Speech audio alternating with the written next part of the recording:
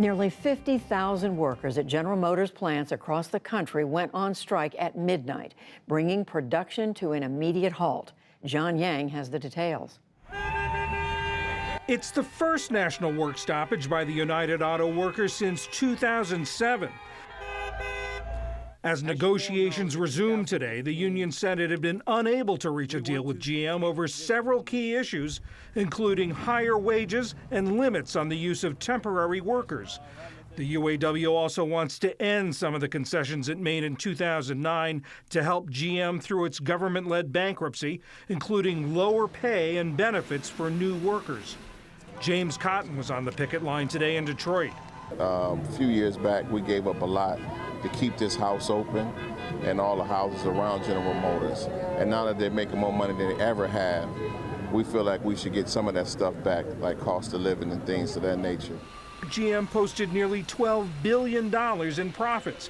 But the automaker says it needs to slash costs as it pivots to future technologies like electric cars and as sales decline. Last year, it said it was closing several plants, including this one in Hamtramck, Michigan, a decision that President Trump heavily criticized. Late last year, the NewsHour's Yamiche Alcindor went to Hamtramck and spoke to one auto worker who said her job was her ticket to the middle class. I've never made this much money hourly before in my life. Never had these great health benefits before in my life. In a statement, GM said it had offered new investments in plants that improves wages, benefits, and grows U.S. jobs in substantive ways. The strike comes as top UAW leaders, including current President Gary Jones, are under federal investigation for allegedly misusing union money. The auto industry remains crucial to the U.S. economy, with some 220,000 people employed making cars. Many more make the parts that go into them and work in other sectors of the industry. Nathan Bomey is a business reporter with USA Today. He previously covered GM for the Detroit Free Press. He's author of Detroit Resurrected: To Bankruptcy and Back. Nathan, thanks so much for joining us. Thanks for having me. Let's begin. They do this every 4 years. The UAW and the big three automakers negotiate new contracts. Going into this year's negotiations, broadly speaking, I want to ask you what the goals were on each side. Let's begin with the UAW. What did they hope to achieve? Well, I think the biggest thing that they wanted was to basically end this two-tier wage system that started about 10 years ago during the bankruptcies of General Motors and Chrysler. When the auto companies were on their knees, the auto workers helped them get through it by basically giving concessions. And so what the UAW wants is to get some of that back. On the other side, you have GM and, of course, the other auto companies that also, they basically want to eliminate the gap between them and the foreign automakers, because it's still more expensive for the American automakers to produce vehicles in this country than it is for Toyota and some of the other foreign automakers. In their offer that GM released last night, which is unusual to talk about what's on the table while the talks are still going on, they said that they offered some investments into two of the biggest plants that are being idled, Hamtramck and Lordstown. Hamtramck, they want to build electric pickup trucks. Lordstown, they want to build new battery cells there with union workers.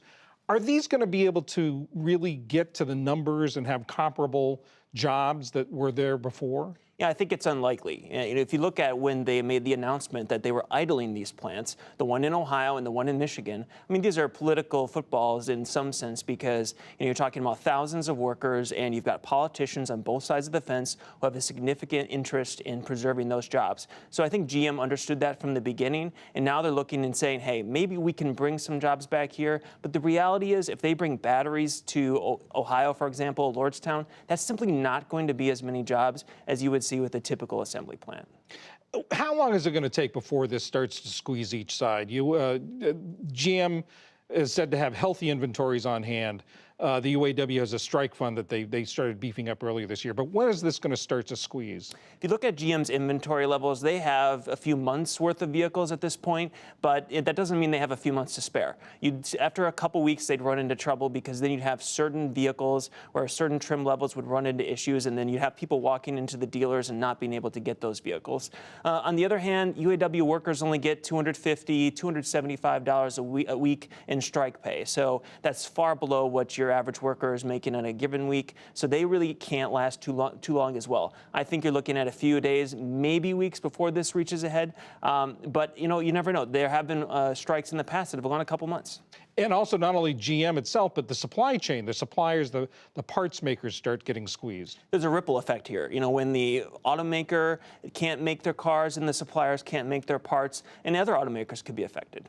In the report, I talked about the federal investigation going into the spending habits of or practices of current and former UAW officials. Is that a factor in these talks? Well, this is a significant federal corruption investigation, and I think the UAW at this point has to fear a federal racketeering case that could come on top and basically have the federal government taking control of the UAW. That's what happened to the Teamsters, and oversight lasted for a couple decades. So you have to wonder, is the UAW trying to get this contract done before that kind of thing happens? And also on the other side, what is GM's approach to this? Where they're seeing this union under investigation, does that affect their position? When GM's walking a tightrope here, I think you see they're being very careful not to be too vocal in their criticism of the UAW. At the same time, they've said a few times, hey, this is a little questionable, but hey, the UAW it represents tens of thousands of workers, and maybe this isn't reflective of the entire organization, but it is very uncomfortable for them to be negotiating at the same time they're under investigation by the federal government. Earlier today, the UAW said, if you had given us this offer earlier, we might have avoided this strike. Any sense of how long this might go on? We always have to ask yourself if this is a case of an unreliable narrator, on both sides. I'm not sure when the official, best offer was really made on each side. Who came to the table first? It's tough to say. But I think at this point, it doesn't seem like they're miles apart, but they're not inches apart either. I think you got a little time to go still. Nathan Bomey of USA Today, thanks so much. Thanks, Sean.